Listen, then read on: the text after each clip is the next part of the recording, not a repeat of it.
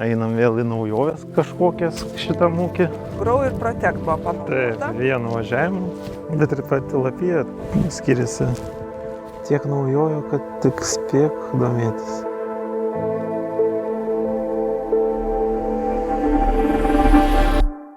Sveiki!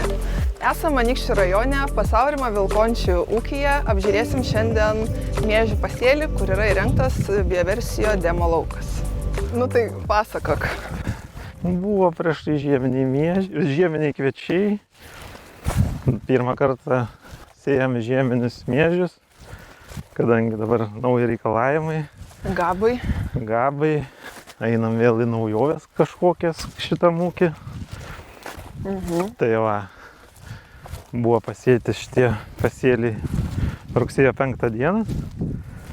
O prieš tai dar kiek atsimenu? Prieš tai buvo skūsta jo ir purkšta biomas organika.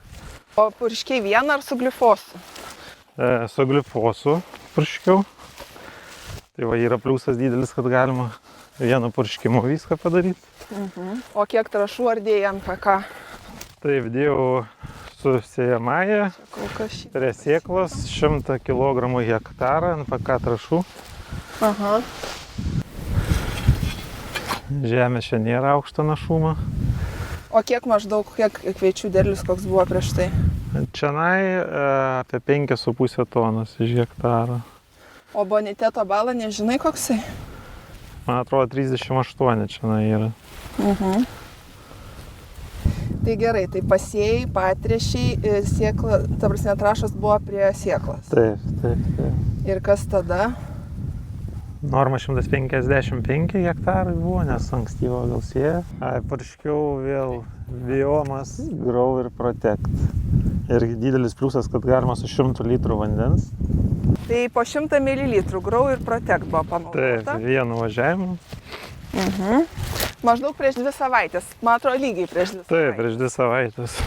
Tai pažiūrėsim, ar yra kokių skirtumų.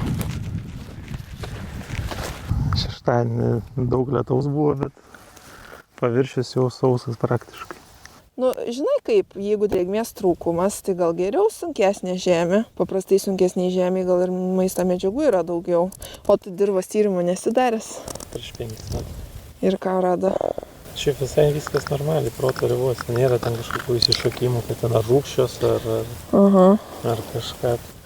Nu vis tiek pas mus yra rūgštesnė žemės negu, pavyzdžiui, fosforui reikia. Nes fosforas labai jautrus yra pH-ui, nes pH perina į netirpias formas, kai pH yra iki 6,5, kiek atsimenu.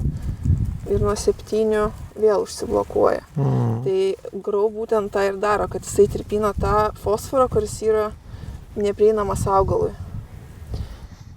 iš netirpių formų. Ir tos bakterijos gauna iš augalo cukraus, o bakterija augalui tirpina tada maisto medžiagų tiek, kiek jam reikia ir fiksuoja iš atmosferos azotą. Tai va, gyvena simbiozėje. Tiek naujojo, kad tik spėk domėtis. Jo. Žemė sunkiai byra gali būti dėl to, kad labai gerai šaknis traukia maisto medžiagas ir todėl tos visos smulkios šaknelės yra aplypusios grumstais. Tai įrodo, kad yra geras širbimas, kaip čia to pasakyti. Maitinimasis. Taip. Labai sunku yra teisingai juos išimti, nes pusė šaknų dažniausiai lieka.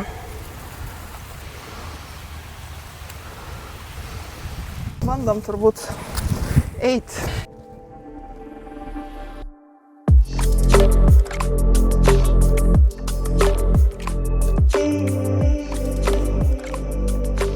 Tai ką, Aurimai, dabar matai čia? Tai matau skirtumus, augalų šaknų skirtumus, kontrolės ir kur naudota bioversa. Tai va, pakol kas pagal kas jie matomi ir žiūrėsim, aišku, koks bus derliaus priedas. Nu taip. Tai yra svarbiausia. Svarbiausias yra derliaus priedas, tai va tą pamatysim mes vasarą, kai kulsim pas tave laukuose, dar aišku pavasarį grau turėsi pakartot. Nu ir matom dabar, kad šaknis yra didesnės ten, kur yra panaudotas biomas grau. Jos yra didesnės todėl, kad biomas grau produkte bakterijos esančios fosforą atpalaiduoja bei kalį iš netikrių junginių. Todėl augalas turi daugiau maisto medžiagų, kad galėtų geriau vystytis, augti, geriau peržiemoti, geriau pasiruošti žiemai, daugiau produktyvių elementų suformuoti. Bet ir pati lapija skiriasi, ne tik šaknis. Mes vertinam šito produkto efektyvumą per šaknis. Aišku, jisai duoda derliaus priedą, bet tam, kad dabar kažkokį skirtumą pamatytume, tai galim stebėti šaknis. Ir ką tada? Malonu. Malonu už pamokas.